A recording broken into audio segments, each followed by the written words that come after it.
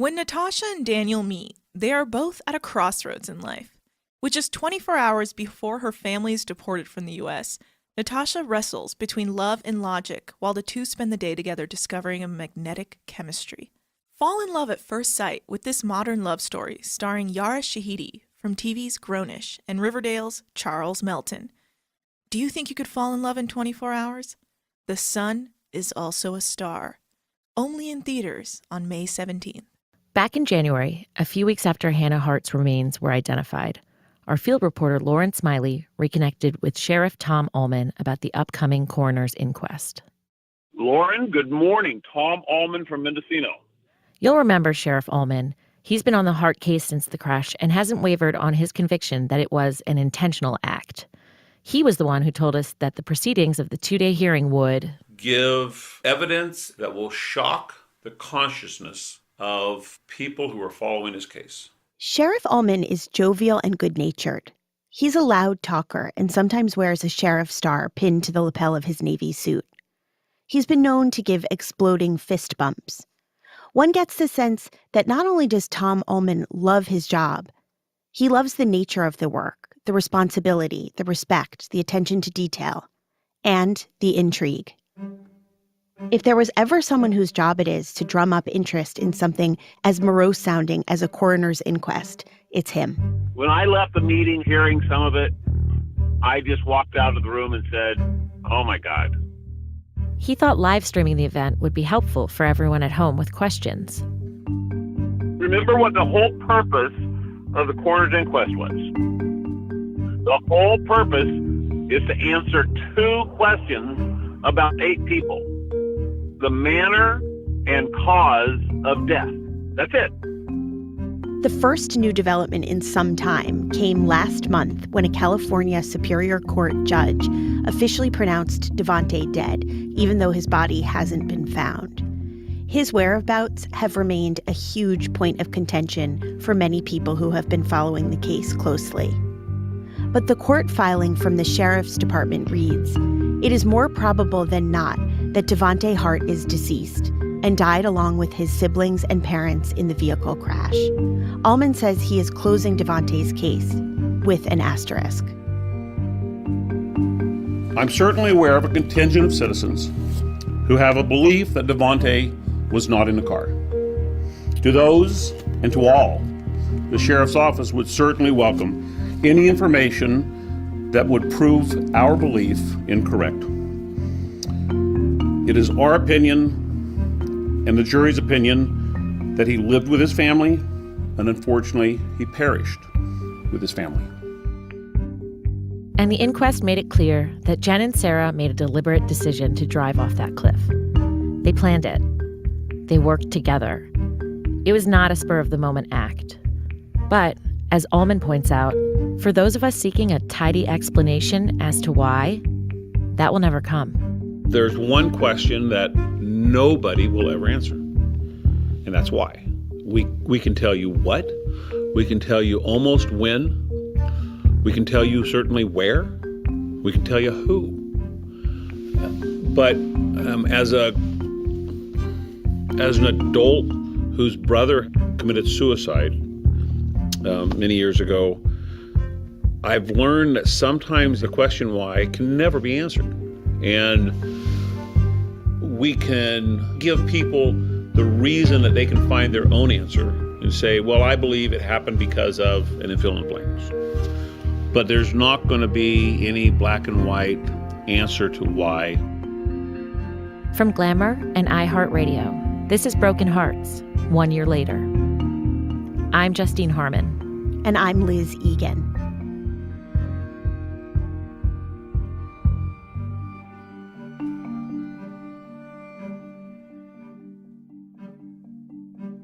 Last week, Lauren returned to Mendocino County to attend the coroner's inquest. Over the course of 2 days, witnesses ranging from first responders to detectives sat at a wooden desk and shared the brutal facts of the investigation. Behind them was a whiteboard on which assistants taped diagrams of the site and photos of the family. It was especially hard to look at the smiling faces of the Hart kids as the experts relayed the grotesque details of what their little bodies endured before and after the fall. An inquest seats a jury. This one had 14 jurors. But it isn't the same as a criminal trial. During an inquest, witnesses speak straight to a hearing officer. There are no objections or interruptions. During recesses in the courtroom, Lauren was able to grab a cup of coffee or check in with us back in New York. On the live stream, those breaks were filled with a stock video of a babbling brook. It's a civilized affair, almost amusingly civilized, about the least civilized thing you can imagine. Here's Lauren. I've been to Willits once before. Back in November, I drove through on my way to the Hart crash site. Ominous smog hung about the town, the first sign of the Paradise Fire that had covered Northern California in a haze for a week. The Justice Center is a cream-colored stucco building that used to function as a bustling courtroom, but now serves as the police station. As Tom Allman explained it to me, Willits is a small town of 5,000 people. We are in a courtroom that hasn't been used for over 12 years because the Superior Court of the state closed this courtroom officially. So this is not actually a courtroom. We're in a justice center. Literally, it has not been used for 12 years. And so we came in here a couple weeks ago and we looked at it and we changed the battery of the clock and we put up a new calendar and it's ready to go. the courtroom fits an audience of approximately 50, but nearly half the seats are empty. No family members, adoptive or biological, are in attendance. The Harts neighbor, Dana DeKalb, told me she'd be watching from home. The inquest is conducted by Matthew Guichard, a white-haired attorney with nearly 4 decades of law experience. Guichard's diligent and soothing manner kept things on track. He typically oversees inquests back in the Bay Area for deaths that directly involve law enforcement, like a police shooting or an inmate dying in custody. He's done more than 100 of these. Before it all begins, I have questions. Big ones. I want to know what investigators heard from the friends and family members who declined to speak with me on the record. I want to know at what point, after fleeing from CPS, Jen, Sarah, or both of them together finalized their plan. I want to know whether the kids had antihistamines in their system to treat allergies, or if their moms gave it to them to lull them to sleep. I want to know where Jen got the alcohol that was in her system. Did she stop somewhere on the side off of Highway 1? Or did she bring it with her, knowing she might need it for what was to come later? Call it closure, even obsession. I want absolute clarity about what happened in those final days. And I thought I'd just tell the jury how we're going to proceed today. And for the record, I'm going to initially call some of the first responders, and I mentioned the names. The inquest is a step-by-step presentation of the forensic evidence collected over the course of the past year. Evidence the California Highway Patrol says took tens of thousands of hours to compile. The key testimony comes from CHP officer Jake Slates. Much of what Slates disclosed on the stand is familiar territory for listeners of this podcast. But there are new details and accounts, too. He says that after the photo of Devontae hugging the cop went viral, Jen received harassing emails. These were not invented. Slates read them himself. Another shocking reveal. There was a new witness, a camper who says he heard the revving engine of the Yukon and a cry from the bottom of the cliff at 3 a.m., but dismissed it as an animal sound. It's awful to think someone could have responded sooner, but the inquest pathologist, Dr. Greg Pizarro, thinks it's unlikely anyone could have survived a fall of that magnitude. The deaths, he says, would have been nearly instantaneous. Slate says when rescue workers towed the Yukon back up the cliff, Jen's body, which had been wedged behind the steering wheel, fell some 60 feet, which made it difficult to identify her at first. Those details are hard to stomach, but deep into the second day of the inquest, we got the answer to a question that has been bugging us for over a year. What role did Sarah Hart play in all of this? Was she complicit in Jen's plan?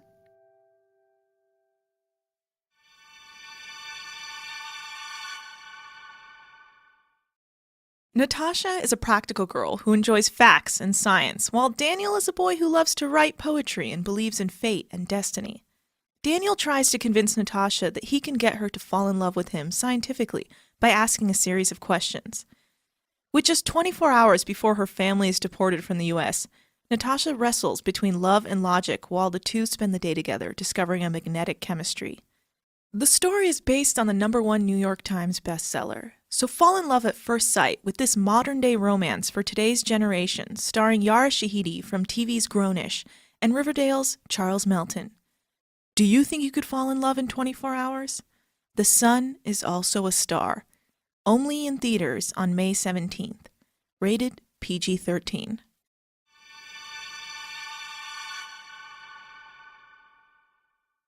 Slate's revealed that he was able to recover Sarah's cell phone records from right before the crash.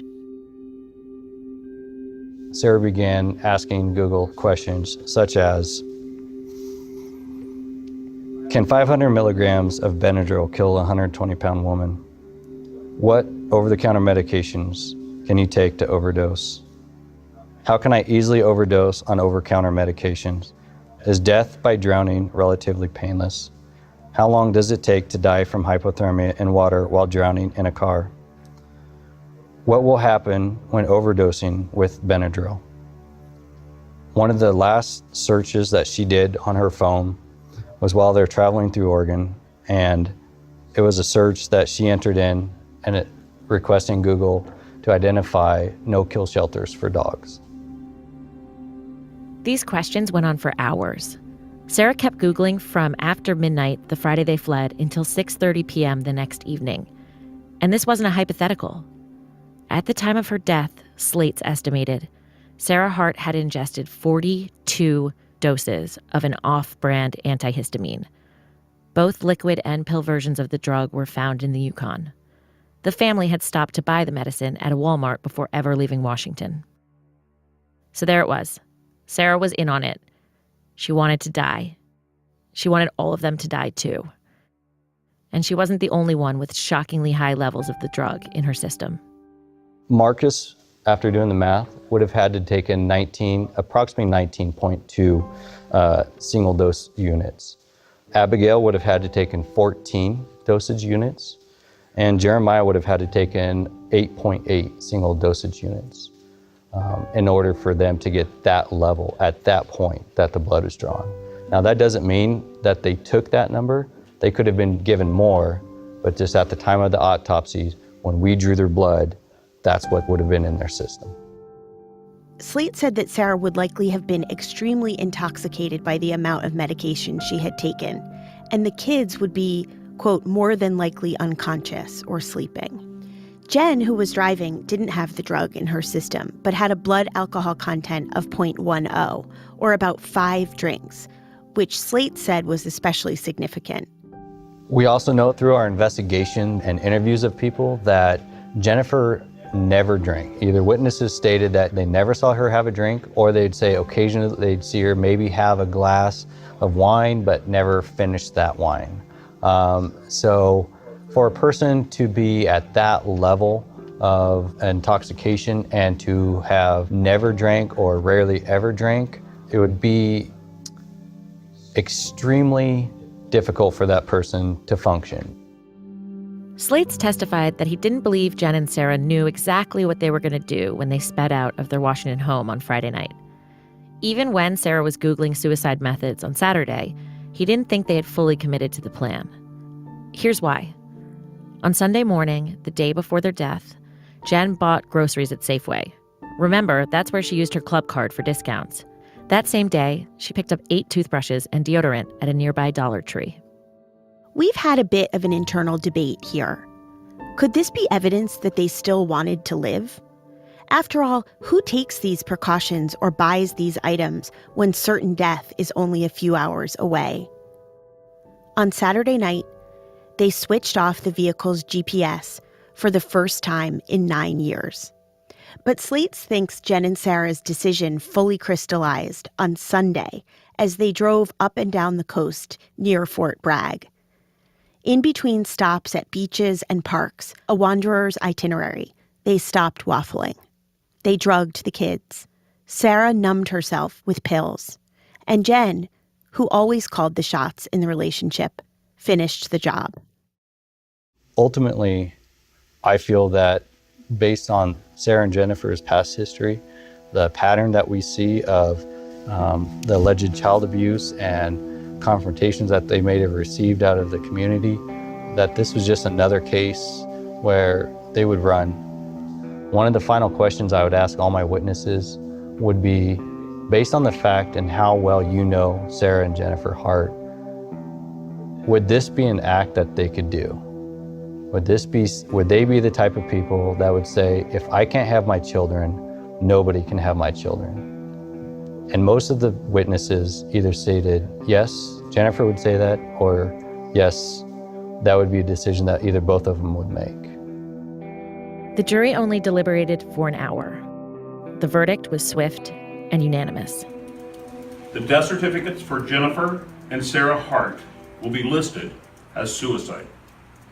And the 6 children who perished on that day, their death, certainly as a jury ruled, was determined to be at the hands of another, other by accident, and their death certificates will list homicide as the manner of death. Afterward, most jurors quickly made their way to their cars, but one, Tony Howard, stayed back to talk to reporters for a few moments. I'm going to be really honest with you guys. Coming up with the decision really wasn't the hard part. Dealing with the whole tragedy was the hard part. There was some discussion. However, after some short discussions, it was unanimous. Yeah. Just the magnitude of all the children, that was a hard part for a lot of people. It's been nearly 4 months since we wrapped the 8th and final episode of Broken Hearts.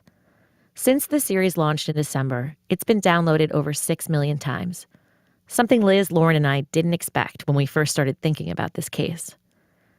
With the wide reach of the series also came comments from our listeners, many of whom experienced the same roller coaster of emotions we did while trying to better understand what happened to the Harts. There was positive feedback about how we viewed the story through an empathetic lens, questioned how social media can distort the truth, and how we were able to reveal the cracks and loopholes in the interstate adoption system. There was also criticism. Were we really the right people to tell this story? Should we have brought our own experiences as mothers into it? And how could we have used the word antihero to describe Jen and Sarah in the final episode? We've read all the reviews. And one point of clarification: anti-hero doesn't mean a sympathetic hero. In fact, it means the opposite. An anti-hero is someone who altogether lacks heroic qualities. And Jen and Sarah were not heroic. While the details revealed at the inquest confirmed the worst of our suspicions, we still believe that trying to see the humanity in even the ugliest stories is the only way to understand why people do the things they do. More than anything, we created this podcast not to tell a story perfectly or to solve a crime, but to try to give a voice to 6 children whose own voices were silenced. Their names were Marcus, Hannah, Devontae, Abigail, Jeremiah, and Sierra. Through all of our reporting, there were very few recordings or pieces of evidence that could help us fully understand the hell the Hart kids endured. A few weeks ago, a listener emailed us about her own experience. She says she was one of 4 Black siblings adopted out of foster care by a white family across state lines. And her story bears more than a passing resemblance to the Harts. She told us it was hard to listen to this podcast because so many times she thought, that could have been me. My mother, during the 80s, had a crack addiction for about 20 years. She had 8 children total. It's a little blurred because I've never been able to get a clear-cut story from my adoptive mother.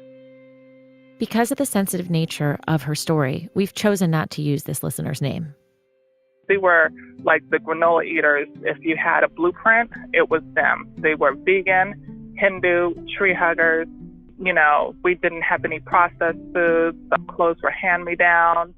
I mean, wild hair, you know, like the ultimate hippie lifestyle. And for us, it was shocking because we're coming from, you know, eating Long John Silver's and living in a home with other Black people. So it didn't, of course, start off to be a horrible situation because their intentions, in my opinion, were good. And they have to be because of the fact you're taking on children that you know will have some type of attachment issues, emotional issues. They have a slight understanding of the children that they're bringing on, but I don't think it's a full understanding of what they're about to take on. She says she and her siblings only took instruction from an older sister. There were trust issues. There were behavioral issues. She thinks her adoptive mother became overwhelmed by her lack of control over the kids. She knows there are many more children with a similar story, and she wants them to know they're not alone. She wants to help lift them out of the despair she so acutely understands. Her type of punishment wasn't necessarily that she would hit us or beat us. She started off doing that and realized it really wasn't effective for us because, we came from foster care. We used to get our ass beat all the time with belts from the foster parents. So you would really have to do a number on us for us to really be moved by violence as far as punishment. She used to starve us so bad that we would steal from the neighbors. We would break into their home and raise the refrigerators. We were the most hated children on the block because we wouldn't steal things. We'd break into their homes and steal food. CPS got involved a few times, but the warning signs, and there were many warning signs, didn't sound any alarms. People saw what they wanted to see. Nobody's coming out to check up on 5 children. They're just not. It's too far out. The closest office probably would have been a good 2.5-hour drive. They just felt, like you were saying in the podcast, that what could possibly be wrong? Thank God these white people want to take care of these black children who are addicted to crack and have all these issues. Thank God. We should be grateful that they've been adopted as a sibling group, She has thought long and hard about trying to press charges, but it's complicated. I still have relationships with both of them. I actually just spoke to my dad yesterday. He has a new partner, and she's really helped him not try to sweep things under the rug. She has been able to kind of give him perspective as to why his children are so mad at him and what he's done. And now has he truly internalized it? That's his burden right there, to bear. And with also my adoptive mother, there's no way she cannot sit here and think about the things that she's done and feel some type of way. That's also her burden. She says she'd like to write a book about all of this one day. She has a baby of her own now, and while it's been healing to feel that love, it also reminds her of what she lived through. Now that I know what it feels like, and I knew it was going to change after, I had a child, because everyone always tells you feel different when you have a child. And now that I do, it's like I don't understand how you could even look in the face of a child and neglect them, not feed them, or do anything.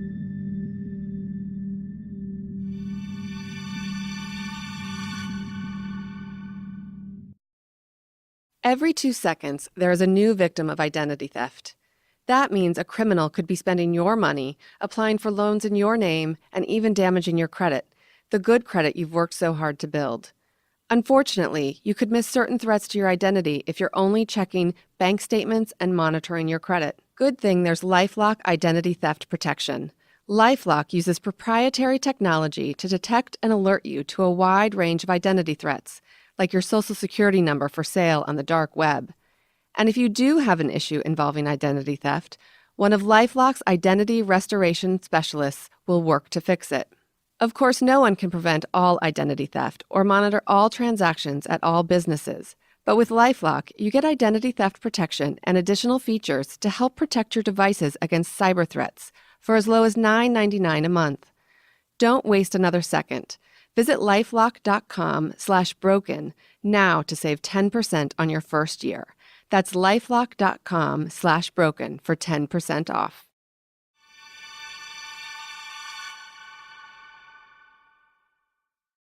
So where do we go from here? There was a woman at the inquest named Mary. She says she never knew the Harts, but the story hits close to home. She adopted 3 of her 4 kids out of the foster system and knows firsthand how taxing and isolating it can be to raise children, especially multiple children, who have experienced trauma. When you're going through the process out of fostering into adoption, there are people and agencies around that can answer questions and,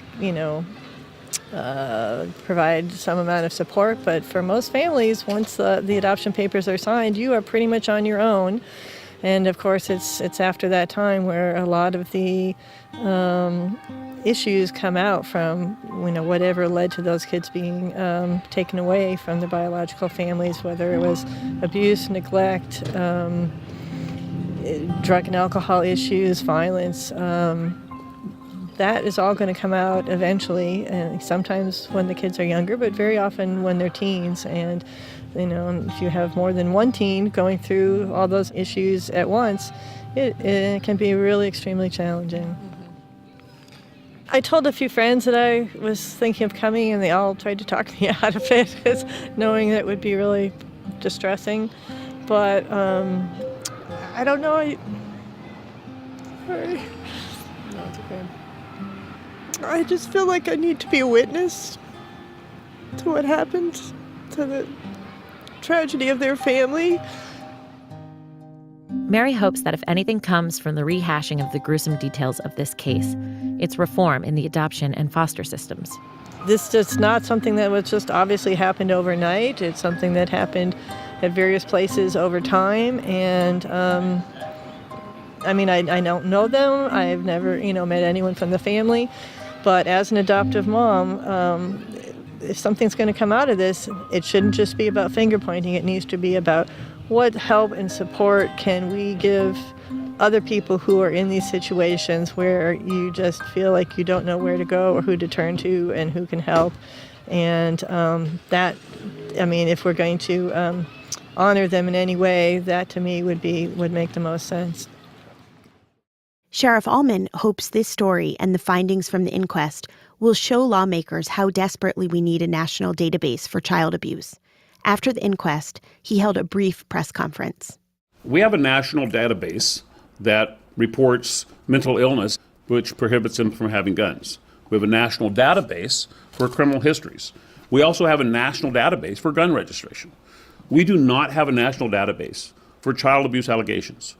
And the fact that there were 5 states involved, Texas, Minnesota, Oregon, Washington, California, certainly should be an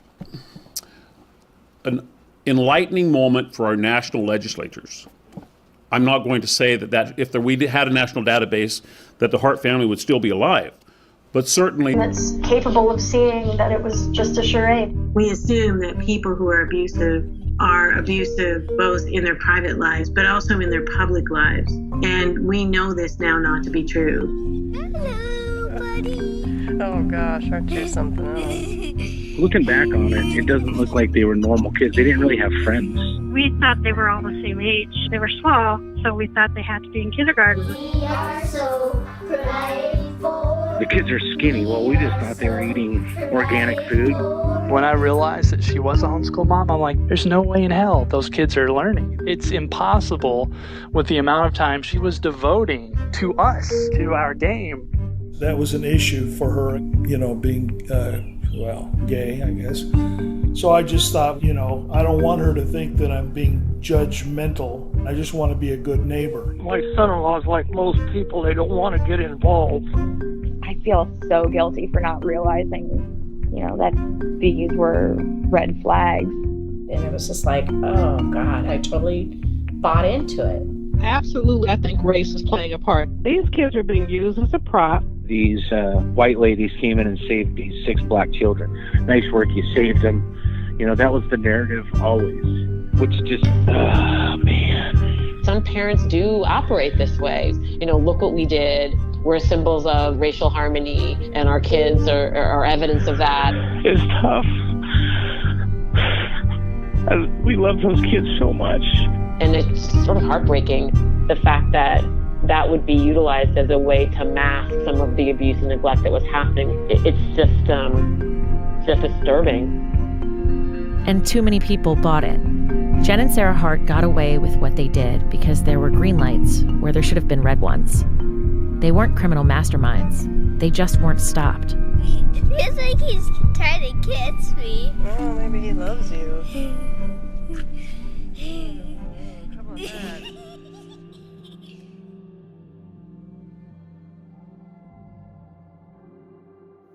Broken Hearts is a production of iHeartRadio and Glamour. If you suspect a child is being abused, call 1-800-4ACHILD. That's 1-800-4-ACHILD, or visit childhelp.org to find out how to report your concerns. For access to exclusive photos and videos and documents about the case, visit glamour.com/brokenhearts. Have questions for us about this podcast? Reach us on Twitter at GlamourMag or at Broken Hearts Pod. If you like what you heard, leave us a review. Broken Hearts is a joint production between Glamour and How Stuff Works, with new episodes dropping every Tuesday. Broken Hearts is co-hosted and co-written by Justine Harmon and Elizabeth Egan and edited by Wendy Naugle. Lauren Smiley is our field reporter. Samantha Barry is Glamour's editor-in-chief. Julie Shen and Deanna Buckman head up the business side of this partnership. Joyce Pendola, Pat Singer, and Luke Zaleski are our research team. Jason Hoke is executive producer on behalf of How Stuff Works, along with producers Julian Weller, Ben Kiebrick, and Josh Thane. Special thanks to Jen Lance. For more podcasts from iHeartRadio, visit the iHeartRadio app, Apple Podcasts, or wherever you listen to your favorite shows. Love is hard. But I was so afraid. I could lose everything. Love is wonderful and confusing and magical and infuriating. Everything about life that we had thought and planned and hoped for was just in that moment gone. I was so lucky to have that. Join the millions of listeners who've made Committed possible. I promise you, it's cheaper than therapy. Listen to Committed on Apple Podcasts, the iHeartRadio app, or wherever you get your podcasts.